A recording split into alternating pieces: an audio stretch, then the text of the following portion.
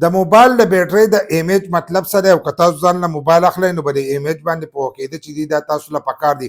اکثر به تاسو د خپل ملګرو نوم اورېدلی، هغوی زموږ سره چې کم موبایل دی نو د دې بیټرۍ چې ده 5000 ایمیج ده یا وایي 4000 ایمیج ده یا دغه شانتې وایي 6000 ایمیج ده.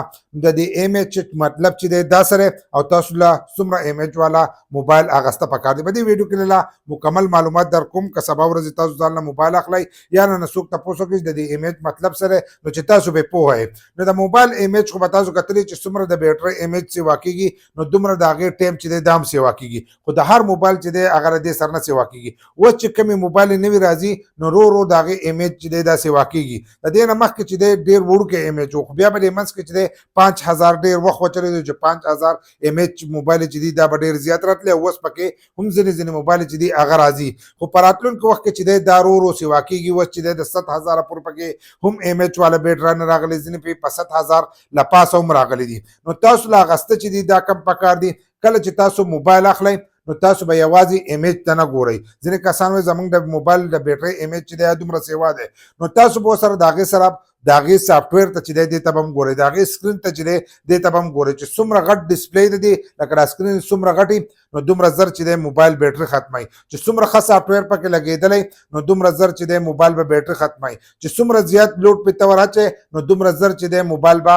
بیټرۍ چې دی دا به ختموي. اوس ته موبایل الی وړوکی موبایل الی او په هغې کې غټه بیټرۍ نو هغه تاسو له بعد زیات وخت کار کوي. خو که ته دروند موبایل غټ موبایل اخلې او قیمتي موبایل اخلې نو په هغې کې به تا له بیټرۍ چې دی دا به لږ کار کوي. د څه له وجې نه به لږ کار کوي؟ په هغې کې چې کومه مشینري دننه لګېدلي نو هغه بیټرۍ چې ده هغه زر ختموي. په هغې چې ته کم کار کوي هغه کار به تا له هم زر کوي. د هغې کوالټي چې د هغه هم برابر راوکړه، که ته پې تصویر وکاږې، که ته پې ایډیټینګ کوې، که ته پې هر څه کوې، د هغې کوالټي چې ده هغه به مکمل برابر وي. نو چې برابر وي نو د هغې سره د هغې د موبایل ایمیج چې کم سیوا وي نو هغه دغه شانتې موبایل بیټرۍ چې ده دا ورسره هم زر ختموي. نو سافټویر چې دی هغه هم د دې سره لازم دی چې کوم سافټویر به دې کې لګېدلی نو د هغې په ترو باندې بیټرۍ چې دی هم ختمېږي. بل لا ته ایمیج والا الی چې 5000 ایمیج الی یا 7000 الی یا 6000 ایمیج والا بیټرۍ اخلي نو د هغې سره به د دې وزن چې دی دا به هم یو ذره سیوا کېږي، ځکه چې د دې سره بیټرۍ چې دی دا غټېږي. ځینې کسان به چې د ایمیج په مطلب دې پوه نه کړو نو ایمیج اسانو باندې پوه کېده دا دي چې یوه ټانکۍ ده، د ټانکۍ مطلب چې دی هغه د بیټرۍ دی. لکه څنګه چې ټانکۍ ده دغه شانتې دا بیټرۍ چې وه.